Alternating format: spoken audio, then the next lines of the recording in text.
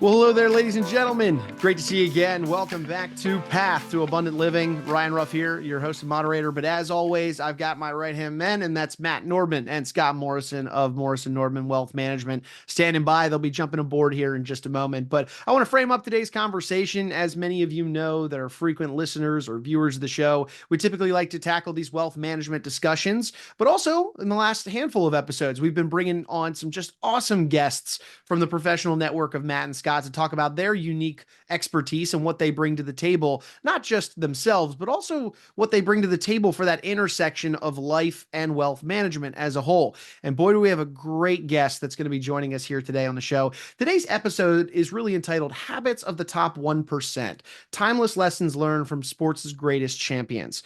And today on the show, joining us, we have sports psychologist and performance coach, Dr. Rick Jensen. He's worked through life lessons that we can learn from some champions that he's worked alongside in professional sports.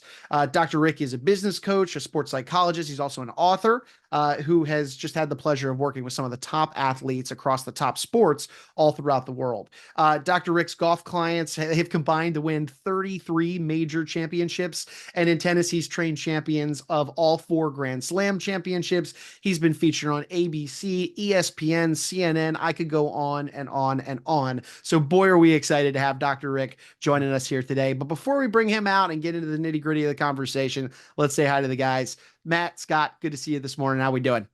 Ryan, great to see you. Professor, good to see you as well.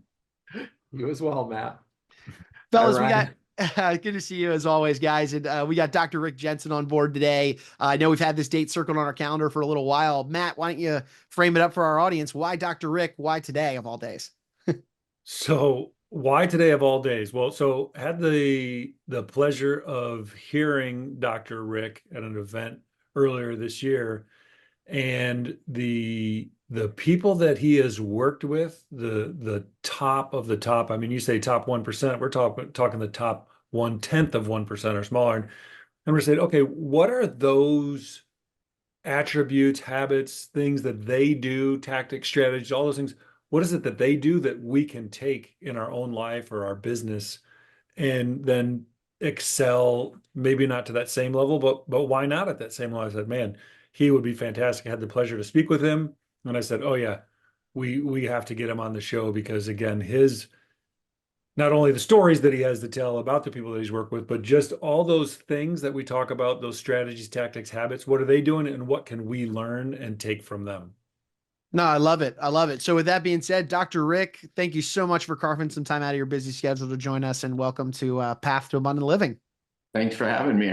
I'm just so excited to finally do this. We've been talking about it for a while, so glad the day is here. Very, very excited. So I'm going to jump in real quick, Dr. Rick. So over the years, you've worked with, again, like we've talked about, some of the top, if not the top at the time in their sports, golf, tennis, different things like that. And you've coached other top business professionals and executives. Can you speak to, for a bit about what is it that these high achievers all have in common across all these different sports, business, all these different areas? You probably just said it, Matt. The number one thing you just said, frankly, in the way you framed that question is high achieving is there's, as I'm a psychologist by training. And so one of the things you're taught when you start working in the world of, professional sports, business, is a concept called achievement motivation, just meaning why does somebody do what they do? Why do they get up every day? Why do they engage in either the sport that they're in or the business that they're in? And there's a certain set of people that their operating motive, kind of the underlying fuel underneath what they do is achievement motivation. They have a need to see how far they can go. They have this desire for mastery to see how good they can get. So when you look in pro sports, these are people that obviously they're gifted athletically, but what underlies that gift is not, the research is really clear that they're not necessarily born with the gift. They might be born with a certain, Shaquille O'Neal's going to have a certain size advantage over other people. He's born with that. But the ability to train and to achieve and try to strive to mastery is really what underlies that. If you take that as kind of the burning fuel that's inside of these people, then there's what I would argue is a will to work. They have to put in a certain amount of work to develop skill, to develop strength, to develop speed, flexibility.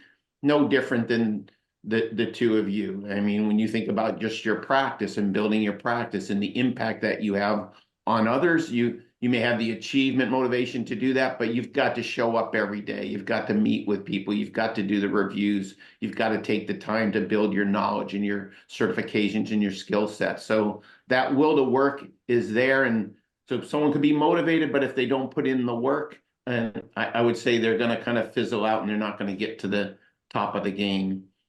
I could stack on top of that will to work is a concept that in sports science we refer to as deliberate practice. So it's not just the fact that they'll practice for 8, 10 hours a day.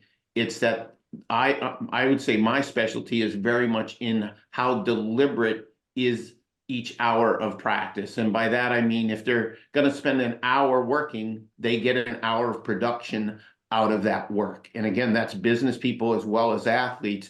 It's a matter of, do you spend time on the things that are most important, that most correlate with the results, or are you getting caught up every day in what I call necessary non-essentials? And everyone on this call, listening to this call, can relate to those days where you worked the whole day and you felt at the end of the day you just weren't productive, you didn't get anything done. And that's kind of that feeling we have in our gut, like, God, I feel like I just wasted so much time today, even though I was very busy.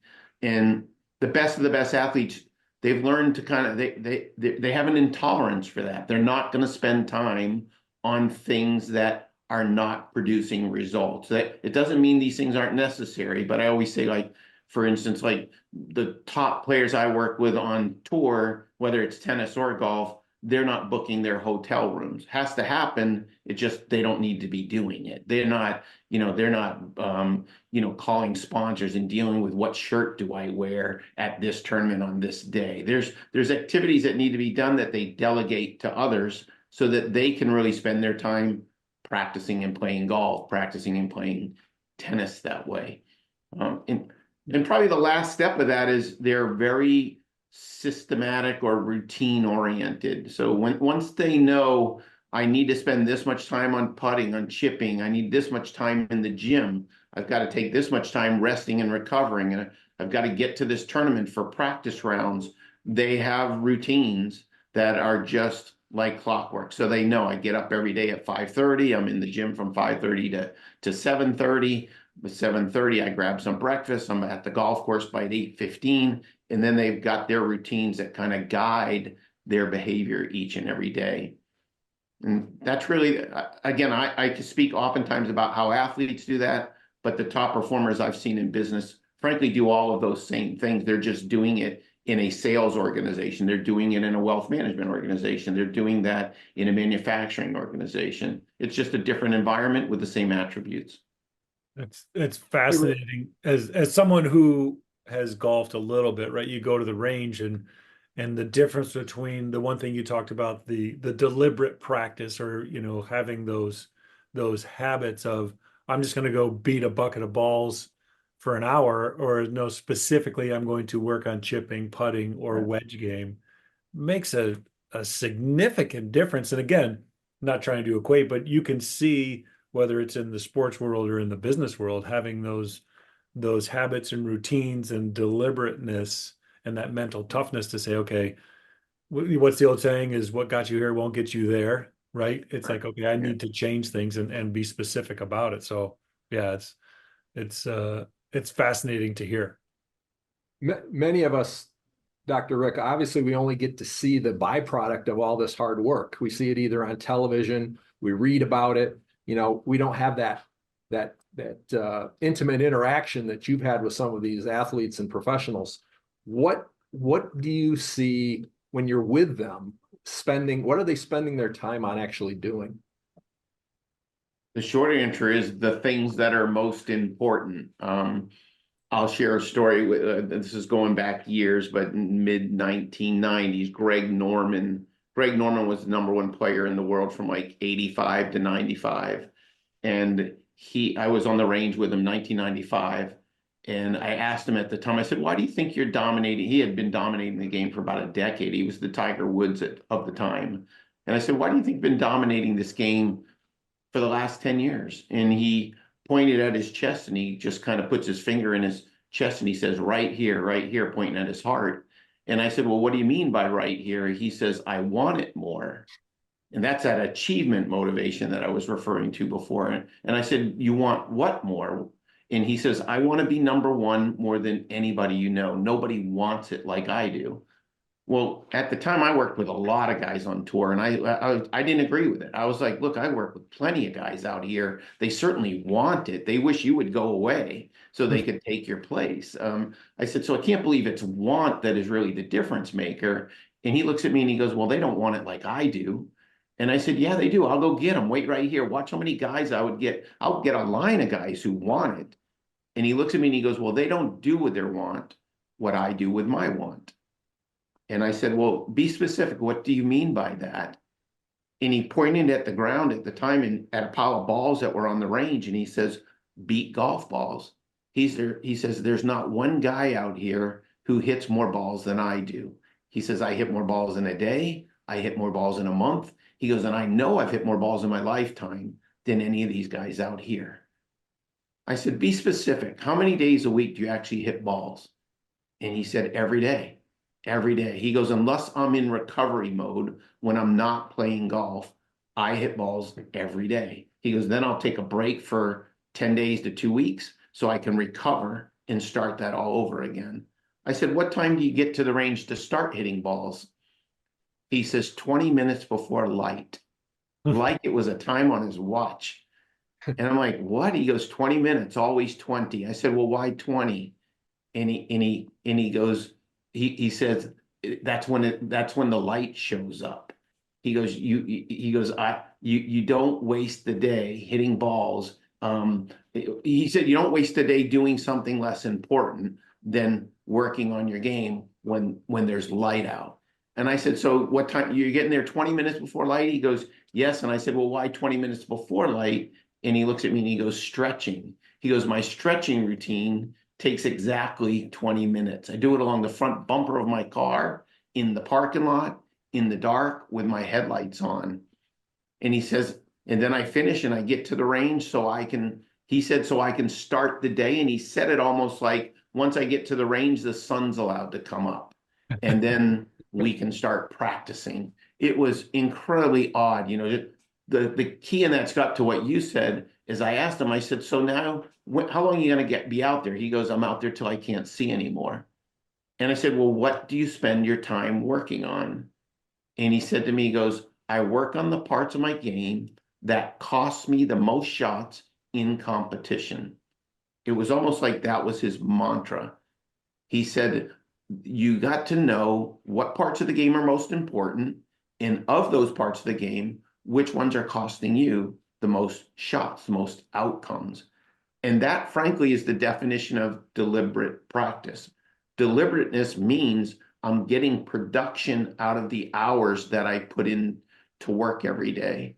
And so his idea and others, Tiger was that way, Annika was that way. I did some work with Nicholas years ago. I was the sports psychologist for his tour in Florida, and Jack was that way. They talk very similarly in the sense of, if I'm going to be on the range for an hour, I get 8 hours of production out of it. Really interesting. Mini tour players, satellite tour players in tennis, they're not that way. And if you think of amateurs like us, we go to the range, we spend half the time socializing. Right. It just half the time just kind of fiddling around. Someone walks up, we talk to them for a while. We're not getting a ton of production out of that time. And I think that's the difference maker. Well, it's fascinating to hear that, we know we need to work on those things that we need to work on, right? Whether it's, okay, I need to work on the driver, the wedge, the, short game, mid irons, whatever it is. But it's easier to say, okay, when I'm smoking the driver, like I love to see that driver, like just a nice high draw, right? Well, yeah, that's fine. You're doing that fine. Now go work on the thing that you're not doing well, right? And that's where, but it's easy, right, to do that, right? I mean, Go It's an ahead. ego boost, right, Matt? It's an ego boost. So if you sit there and you're great at driving, you can show off on the range because people are like, wow, that's amazing. And frankly, you're almost showing off to yourself about how good you are, but that's not necessarily where you're giving up shots, right? That's oftentimes my role with the player is to kind of analyze the deeper statistics that underline their performance and be able to identify the core sources of where those numbers are coming. So if they're spending too much time hitting driver, it's me rerouting the practice and really saying, let's spend a little bit more over here doing putting. For some, it's even outside the range. They're not fit enough. Greg, I remember asking Greg, I'm like, so you're out there all day. And I said, where do you go once it gets dark? And he says, I go to the gym. I have 2 hours of training still to do every night. He says, so I train 2 hours a day, probably 5, 6 days a week. And he made it a point to tell me, but I never do that during light. Light, he would say, light is for hitting golf balls. But yet he said, but many people, they're not fit enough to spend the entire day hitting balls. He says, so if you don't work out, you could never be fit enough to kind of sustain the workload. So sometimes you're rerouting somebody to to a fitness person or to just get to the gym. There's many athletes, I have to teach them how to rest. There's times I have to go, you need to take a break. You're burnt out. You've played 9 events in a row without a break. Your body's starting to break down. So it's really trying to define what are the contributors to the outcome. And again, referring back to business, I think that's true for good business executives, good business managers, or professionals at any level. They understand if I spend time doing these things, we drive more sales, we drive more revenue, we're more profitable, we create a better culture. The things that they're really intending to get out of that work, they have a keen sense of how to spend that time. One is, and correct me if I'm wrong, it's also to make sure that you don't have this significant imbalance in one area or the other, right? It's like, hey, if Greg were to just focus on driving the golf ball, he wouldn't do this, or spending all his day outside or inside or whatever. It's like making sure that you are not so imbalanced in these different areas. Is that Yeah, fair to yeah. say? Imbalance doesn't work. Like you probably heard me speak about it down in Florida, Matt, but I oftentimes refer today, like for golfers that are listening to this podcast, they'll have heard the phrase, you drive for show, you putt for dough. Like in golf, we've said that since I've been alive, golfers have said that. There's actually not truth in that. The reality is the number one category in golf is driving. Driving is the highest, the quality of your driving, distance plus direction, those things, what we call total driving, is the primary correlate to outcomes in golf. The best ball strikers on tour are the winners on tour. That's Scotty Scheffler, that's Rory McIlroy, that's Schauffele. And when you think of these players, they're great from tee to green, particularly off the tee. If you actually looked at the top putters in the world, they're probably outside the top 100 in terms of money won on tour. There's not a correlate. And it doesn't mean that putting's not important. It means that putting doesn't differentiate people on the PGA Tour. They're all good putters. And the difference between the best putter and the worst putter doesn't make that much of a difference because they all, once they're on the green, are relatively good putters. But ball striking from tee to green, in particular off the tee, truly does separate people. So Matt, to your point, it's a combination of balance, but there is a little imbalance in the sense of I'll say to players that, hey, you're already a sufficient putter. Let's learn to strike the ball better. You've got to be better in the categories that are more important.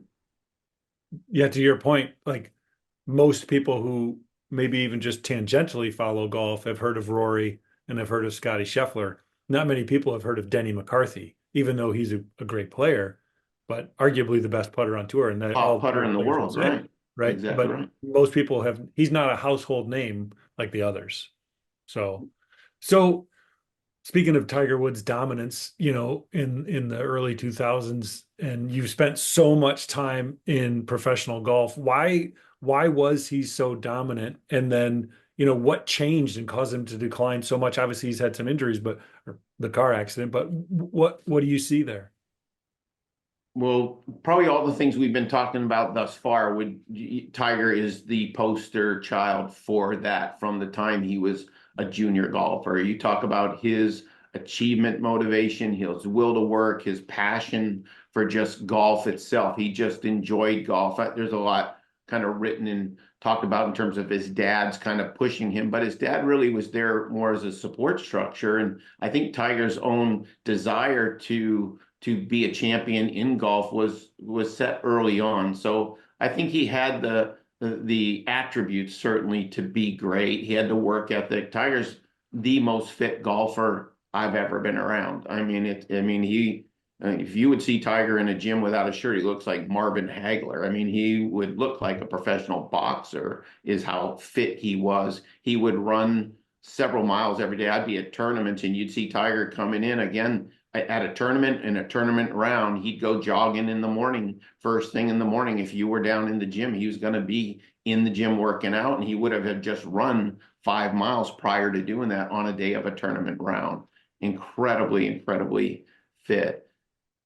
Early on, he had a great relationship with his coach. Like, he worked with Butch Harmon right out of college. They started working together when the Tiger was at Stanford, and Butch was a mentor, was a coach, was really there for him. He also, then Butch introduced him to Keith Clevens, who was one of the top fitness trainers. Talk about boxing. Keith trained Mike Tyson. He also started training Tiger Woods early on in his career. So Tiger had a great camp behind him, worked with Fluff Cowan, one of the best caddies in the game. So he just kind of built this team around him, had the work ethic, had the discipline, and just was the best player in the game by far in terms of skills. Skills were there first, mental toughness on top of that, a great team, dominated.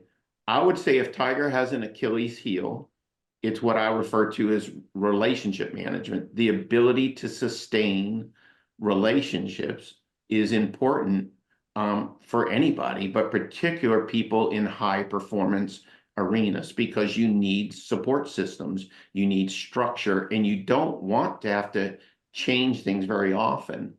Tiger dominated through the 1999, 2000, 2001, when he was winning, when he won the Tiger Slam, all 4 majors in a row. I think he won the US Open in 2000 by 15 shots. And then in 2002, 2003, he had a falling out with Fluff, his caddy, and he fired him. He had a falling out with Butch Harmon, and he fired him. And those 2 components went away. And then Tiger subsequently hired Hank Haney. And I can remember Hank taught a very different swing than Butch Harmon. I can remember Hank, when Tiger was dominating the game. I was doing ESPN golf schools at the time. I was down in Texas with Hank. We were shooting a commercial. And at dinner, I said to Hank, was good friends with Tiger because Hank taught Mark O'Meara. And Mark O'Meara and Tiger were very good friends at the time. And Tiger and Hank and Mark used to play golf. Well, Tiger was starting to explore working with Hank as his coach. And I remember Hank talking to Hank about, hey, what do you think of his game? And he kind of started saying that he didn't have a great golf swing. And I was like, how can you say a guy that just won all 4 majors and he dominated the stats? I'm going, what do you mean he doesn't have a good golf swing? And he went through and he's like, well, the club gets across the line at the top. It's a little shut, gets stuck behind him on the way down. He goes, and I'm like, yeah, but if that's those things produce that result, why would you mess with it? And he kind of used my own language. He was like, well, you're making my point. Imagine how dominant he would be if he actually fixed all those things that were wrong. And I said, so you're going to change those things? He goes, without a doubt. And they did.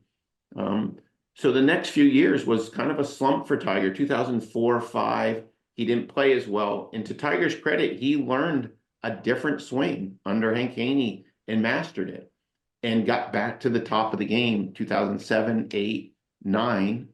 But then in 2009, he had a falling out again. He had gotten married. He met Elin, his wife, 2003. What the media talked about was that Elin chasing him down the driveway on Thanksgiving in 2009 with a 6-iron or whatever it was and crashing his car at the end of the driveway. And then they had a falling out, and kind of Tiger's infidelity all came out in the news. So there was another relationship issue that broke down, and Elin and he split.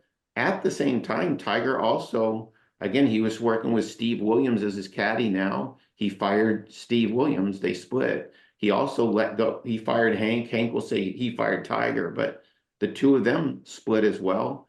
and Tiger let go of Keith Clevens, his fitness trainer. So in 2009, his wife, his caddy, his coach, his fitness trainer, all gone. Just relationship shot. And then Matt, to your point, he was injured. If you remember, he kind of had a knee problem at Torrey Pines in 2009. And so with injury and then kind of blowing up your entire player support team, I don't think we've ever seen the same guy. He hired Sean Foley after letting go of Hank, and he worked with Sean maybe 18 months. And then he released Sean, and he started working with Chris Como. Maybe they stayed together for a year, and then he released him. So for me, it always comes back to relationships. You have to sustain the team around you. If you look at some of the best players, in Nadal, one of the greatest tennis players we've ever seen, Rafa's had the same team behind him since he was a junior tennis player in tennis. When he's basically retiring at this point in time or starting to exit, he's got the same team in place, from his physio to his coaches to his agent. They're all the same people in his camp. Jack Nicklaus, I said to Jack, he worked with a guy named Jack Grout. I asked him, when did you meet Jack Grout? He said, when I was 10 years old. I said, when did you stop working with Jack Grout? He said, when he passed away. He goes, He was my only coach his entire life. Arnold Palmer told me he had one coach in his entire life, was his father, was his only coach in his entire life. Annika Sorenstam played, her coach was Henri Rice. He was her junior Federation golf coach back in Sweden. When she retired, she lived in Orlando, and so did he. He was her coach her entire life. And Ryan, to your point earlier, what we see kind of behind the scenes is not we don't get a look at what goes on behind the scenes, but that's kind of what you start to see once you're around them and up close in person. And so in those relationships, is there, in your experience, have you seen someone who will actually, I don't want to say hold them accountable, but kind of hold them accountable at times and not just be the yes person in their life, right? Someone that'll say, hey, you know what? You're great at this, but you need to work on this, and know that they have that strong relationship that, hey, I really want what's best for you in this situation right now. And I'm going to be, I can sugarcoat it, or I can just give it to you straight. And they have those relationships.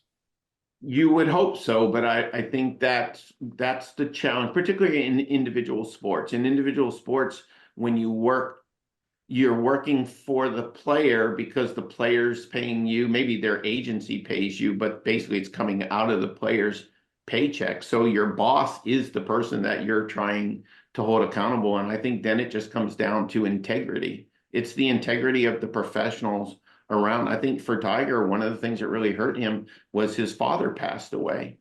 And when his father was that person that could hold his feet to the fire and maybe say the things to him that maybe those who were making, hundreds of thousands of dollars off of Tiger would not be willing to say. I feel like that's why I have a job. I kind of operate that way. I'm willing to say things to players that other people are not willing to say. I have enough clients. If I lose one client, and frankly, as a psychologist, you can't even release who your clients are. So it's not like I benefit a lot by marketing who my clients are. My clients aren't posted on my website. So I don't know that I get a lot of, other than maybe saying they've won X number of majors or they've won Grand Slams.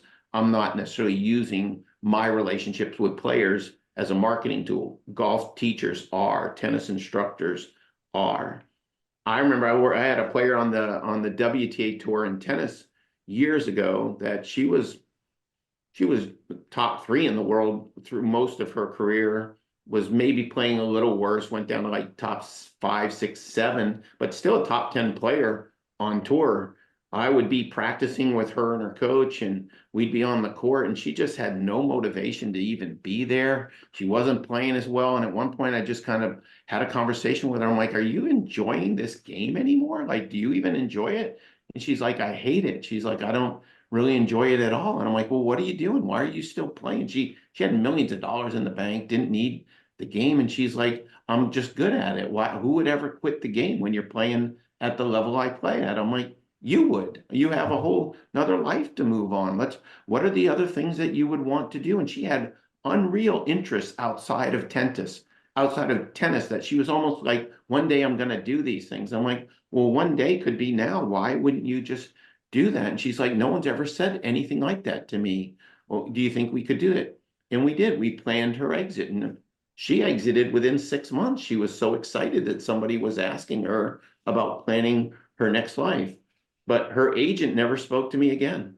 The guy was so angry that, I mean, I blew up. I imagine how much income came out of the agency's pocket by me suggesting that and facilitating that happen. And those are the inner workings, Matt, like that, why I think many people won't recommend some of the things that would even be in the best interest of the player. But again, that's a testament to you and to professionals who are willing to say, look, this, yeah, I might even suffer financially for this, but this is in your best interest to do this, whatever this thing is. And for this person, it was, no one had ever said to her, you know, you don't have to do this anymore. You can do these other things. Because probably in this situation, like you said, for the agent, there's just the money train's moving too fast and they don't want it to stop.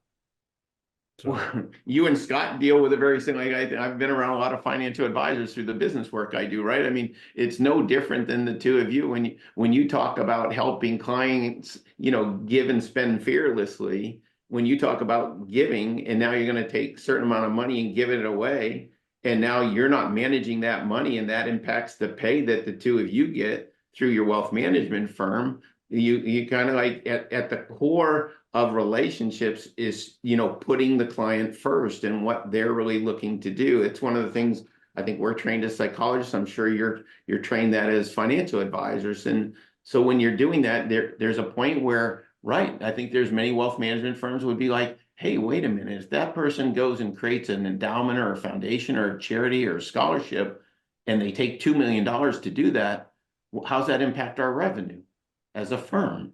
Right. And many would not make that choice.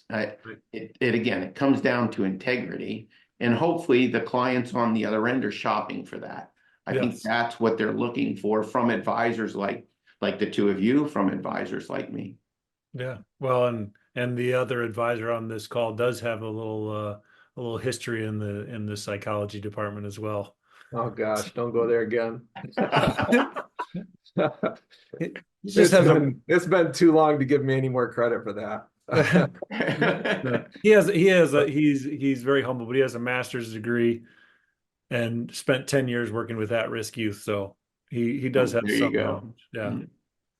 One of the things, the common theme though that I'm getting with all of this discussion, I mean, obviously it's the discussion so far has been dominating around professional athletes and things like that. But the takeaways I'm getting for myself and Matt, I think about how we've grown our business, how we've, we're going on our 30th year. I mean, getting close to having worked together for 30 years. So it's like, there's a point where you can kind of, your dance partner, and yet we still can challenge each other as business partners and know each other's weaknesses. And, there's that yin and yang sometimes going on between the two of us where we know one of us can do some things better than the other, and lean on each other's, strengths and try to avoid some of the weaknesses. But then with our clients as well, that whole conversation about working on those things that you're weak at, because it's so easy to fall into a pattern of, hey, I found something to say that resonates with people. And then I continue with that without really looking for the next challenge. What's the thing that's going to take the business to the next level? Or do I just get comfortable with where we're at? And so I just hear, surrounding yourself with people who will hold you accountable, surround yourself with winners, surround yourself with people who've been there and done that and can take you to the next level. It kind of leads to the next question is, you've worked with so many people in the individual sports like golf and tennis, and yet you mentioned that they still have a team sport in their mind because they want to surround themselves with winners. Can you expand on that a little bit? Yeah, I'm a member of what in sport we'll call it the player support team. If you watch television, they might call it the entourage, right? But it is the people who are underneath in support roles for the player. So even though they're individual sports, as I mentioned before, if you looked at Coco Gauff or Nadal or Djokovic, you're going to see in the background a coach, a physio, oftentimes a movement specialist, a racket stringer or a club fitter, a fitness person, a sports psychologist, an agent, a spouse. There's quite a number of people that are on that player support team. For me, one of the roles I always want to play is I want to almost quarterback that team. Oftentimes those teams are in silos, but bringing that team together and kind of have an integrated solution that best supports that player is a role that I can fill when other people aren't going to do that. Coaches can do that, but oftentimes they don't. Many times the coaches are concerned about the service motion or someone's golf swing or their putting stroke. And it'll, again, creates opportunity for me to come in and try to bring that integrated approach into that. When there's disruption in that team, that takes energy away from the player. The player really wants to trust that, hey, the foundation that sits beneath me as I'm up here performing at an elite level needs to be sound and secure. And they have to have trust in that foundation so that they can kind of do what they're really designed to do, which is to perform at an elite level. I think of the role that just the fact that the two of you found each other in wealth management probably was because you provided complementary skill sets to one another that benefited the client. Ultimately, your primary objective is to spend time with clients, right? That's at the end result, your performance is the impact you have on the end client. So over time, you two could articulate it better than me. You've also surrounded yourself with other partners. So whether those are on the mutual fund side or the insurance side or estate planning attorneys and various tax specialists, wealth management is not just me having access to the two of you. It's the portal that you provide me access to that you've already vetted for me. And now I don't have to do that as a client. I can go live my life. I can be with my kids. I can run my family foundation. I can engage, I can keep running my business because I have a foundation of people like the two of you underneath you. I've always said, to me, it's the value of advice. The value of advice is not just, hey, here's how much money to put into a 401k so one day you can retire. It's all the other intangibles that come up as life happens, as someone in my family has an illness, as I lose a job, as I get a divorce, if I have these things going, for me to be able to rely on trusted advisors, that's incredibly valuable. That's the role I play with athletes. I think the two of you probably identify quite well with that in the work that you do. Very much so. It must be something to do with the background that we both had coaches, both had fathers as coaches, both college basketball coaches. And so interesting. The whole athletic part of it does resonate with both of us. But I think the one thing we've learned is that it's some of those life skills through the competition, through the sports and the athletics that have successfully bled into the financial services business and the planning that we do. Well, again, like you were alluding to, Scott, and Dr. Rick, you said is having that team, right? We know this is the area that we are the experts in, and hey, do we need to bring in the tax strategy expert or the estate planning expert or the charitable giving, right? The foundation, all those different things, or in the event, there is a divorce or a sickness or whatever it is, it's surrounding ourselves and our clients with that entire team, like you said, so you can focus on what is most important and what it is that you want to achieve or, have happen in your life. Dr. Rick, Go ahead, I've got just a quick, I guess it's not a quick question, but it is a very interesting area that I want to delve into given your experience. We've talked about, shoring up the sides of somebody's game to be able to dominate. And of course, having that, that network, that team around somebody to help lift them up so that they can see continuous success. But when we're talking about an individual sport like golf or tennis, there's not a whole lot of fingers to be pointed except at yourself. So I'd love to actually look at the flip side of the coin from dominance and look at, losing choking, just those tough moments in these athletes' careers that can sometimes even define them, kill careers, so on and so forth. What have been some of your experiences working with clients, being, a fly on the wall to some of these situations where you look at an athlete who maybe at one point in time was dominant, went through a tough loss, maybe choked, and had a tough outcome, and trying to rebound. I just love to get your take on this side of athletics. It's not the fun side to talk about, but it's an important side to talk about.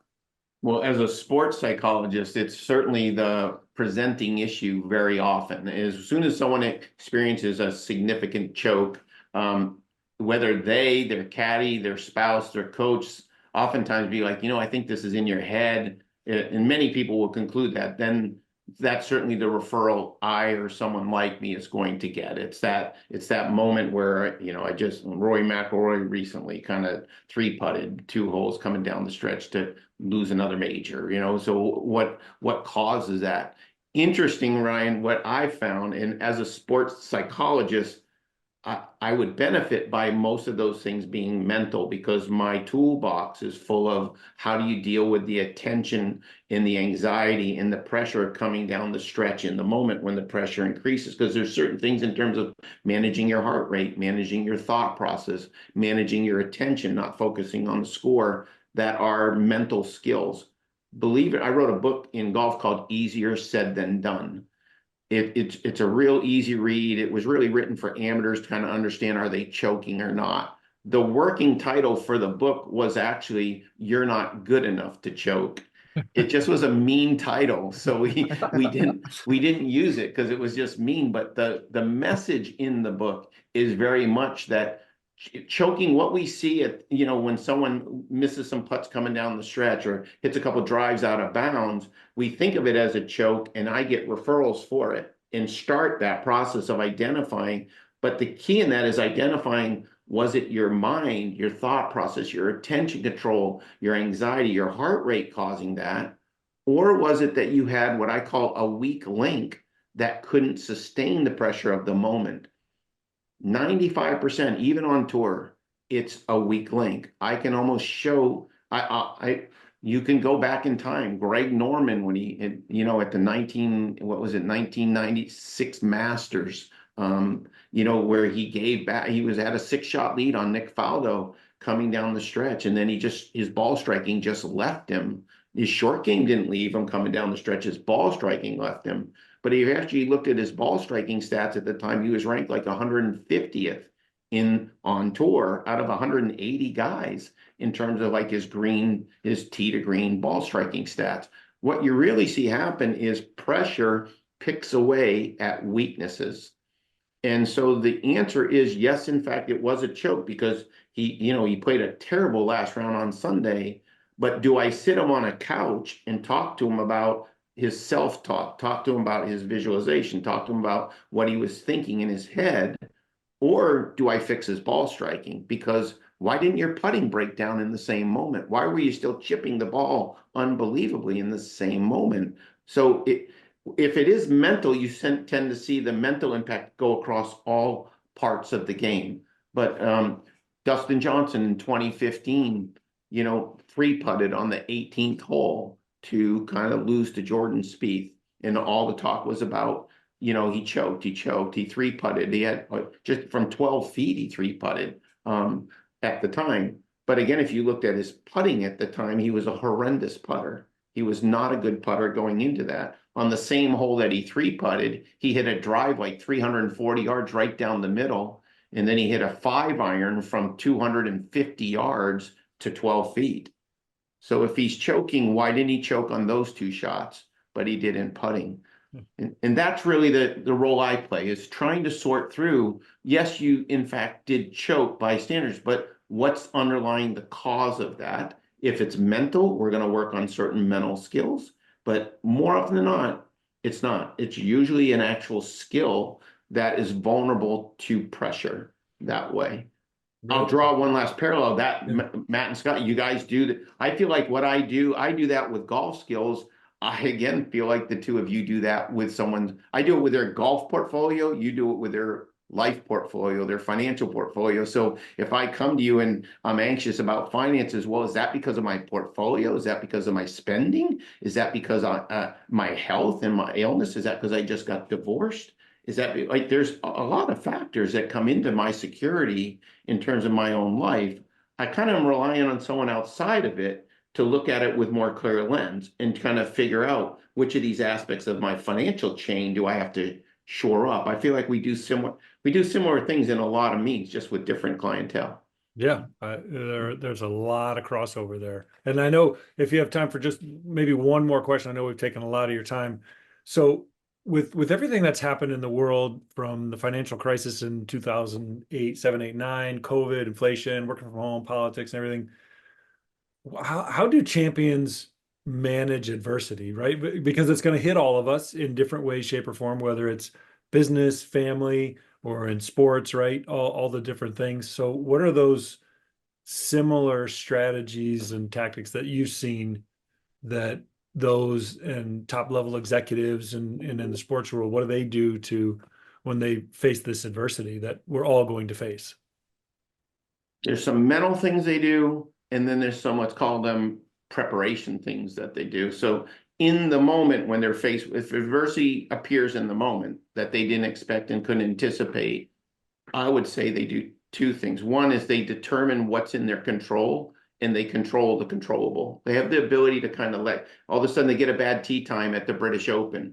And so during the Open, you can get a bad tee time and the weather just turns horrible. It's not within your control. And so you're not going to sit there and get upset about it. You're going to recognize, hey, it's the golfing gods kind of put me on the bad side of this tee time.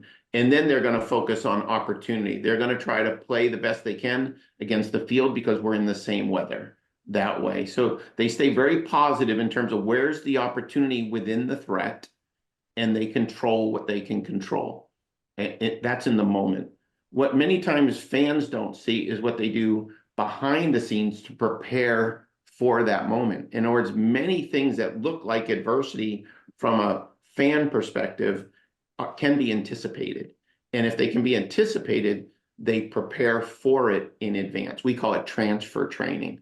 And I'll give you one last story, that a great example. The US Open's going on in New York right now. Again, it's going to show my age. Yvonne Lendl, anyone my age might know. Yvonne competed in the days of Jimmy Connors, John McEnroe, but was the dominant player of the time. He was just Czechoslovakian, so many people thought of it like McEnroe and Connors because they were American. But Yvonne was the dominant player. Yvonne to this day holds the record for the most consecutive US Open finals appearances in New York. He basically eight years in a row, he made it to the finals. He won several of them, but made it to the finals 8 years in a row. You were going to watch Yvonne Lendl play the finals of the US Open. I asked Yvonne, I said, hey, what's so special about the US Open that you're just so dominant when you get there? He looks at me and he goes, I live in Connecticut. I said, so you get to sleep in your own bed? Is that why? And he goes, no, it has nothing to do with my bed. It has everything to do with the speed of the courts.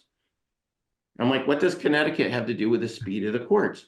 He goes, well, what you don't realize is we come off the grass season, we play Wimbledon, we exit grass, and we start playing hard courts. He goes, to play well at the US Open, you have to make that adjustment because the speed of a hard court is so different than the speed of a grass court. He goes, all of us play hard court tournaments leading into the US Open in preparation for hard courts. He goes, the issue is hard courts at the US Open aren't even the same speed as hard courts at those other tournaments. He goes, so to get an advantage at the US Open, what you have to do is prepare for the hard courts there. He said, and guys like me at my ranking, I play on center court. There's also outside courts. He goes, center court is not even the same speed as the outside courts. He goes, so you really need to, at my level, understand the speed of center court and be adjusted to it. He goes, what do you think dictates the speed of center court? I said, I have no idea. He said, the amount of sand that they fold into the last layer of paint when they lay that layer of paint, that creates how much friction there is on that court. He says, so if you want to have an advantage and really prepare for the adversity of center court, he goes, you find who the crew chief is and the crew that laid center court on Tuesday, and you pay them to come to your house in Connecticut on Wednesday and do the court again in your backyard. He goes, and every year I played the US Open, I had center court rebuilt in my backyard and I played on it. So that's just kind of an example of, I always say, so adversity, he's anticipating it. He's anticipating I'll be in center court. I'll have to adjust, but he's given himself an advantage, and he's doing that so he can see it as an opportunity when he gets there, not a threat. That's fascinating. That is fascinating to hear. That again, to take what you would say appears to be an adversity and say, no, I'm going to turn it into an advantage for me because I have control over that. Again, you can't control everything, but those things that, like you said, you can't control the weather, right, at the Open Championship, but you can control other things around it. So again, thank you so much. I know we've taken way too much of your I've enjoyed it. Really appreciate your time and expertise and insight today. And I know a lot of people are going to really find it valuable. So thank you. Thank you again very much. Thanks for having me very much. Yeah. Appreciate it. All righty. Well, there you have it, ladies and gentlemen. Dr. Rick Jensen, so appreciate him and his time today. Just a lot of great stories, a lot of interesting thoughts that we can, of course, apply, take from the world of sports and his experiences and apply them to, our personal and professional lives. Matt, why don't you tee things up for us? Pun intended there. Why don't you let us know what were some of your big takeaways from the conversation with the doc? Sure, Ryan. He was a great guest. First and foremost, for those who don't know golf, the story he told about Dustin Johnson hitting a driver 350 and a 5-iron another 250 yards, not normal, very impressive. So just for those who don't golf to understand that story, the idea behind that last story he told about Yvonne Lendl and adversity, right? We're all going to face adversity, and we all do, but to kind of almost flip the script and say, okay, how can I almost take this adversity and say, okay, what of this can I use to my advantage or turn into something a little more positive? Not only the mindset approach of it, but saying that I'm going to, resurface my own court in my backyard. So I'm going to turn that into an advantage. And again, you could listen to all these stories, but taking those things that could be an adversity and then flipping the script on it and say, okay, how can I use this to my advantage? That was really, really interesting to hear that Yeah. At that level, like that's what people are doing. Mm-hmm. Super interesting to hear. Scott, what about you? What were some of your takeaways? Well, just with when he opened with the stories about Greg Norman and Greg, the level of intensity that Greg Norman had at improving himself. Obviously he's aware that there's other players out there, but his intense focus was on him getting better at what he, what he thought his weaknesses were. I thought, when we're able to do that as business owners or as parents or whatever the case might be, when we're presented with a client's situation, I think about the times that we take them through the stress test, looking for, anticipating those times where there's going to be some struggle and so we're not just focusing on, hey, the market always, every 10, if we have a 10-year rolling period, they're always positive. It's focusing on, hey, what if we end up with a long-term care event? What if we end up with a death and a person who owns a business has a liquidity event? All of these things that, can be challenges need to be part of the plan, planning for the best, but also planning for the worst.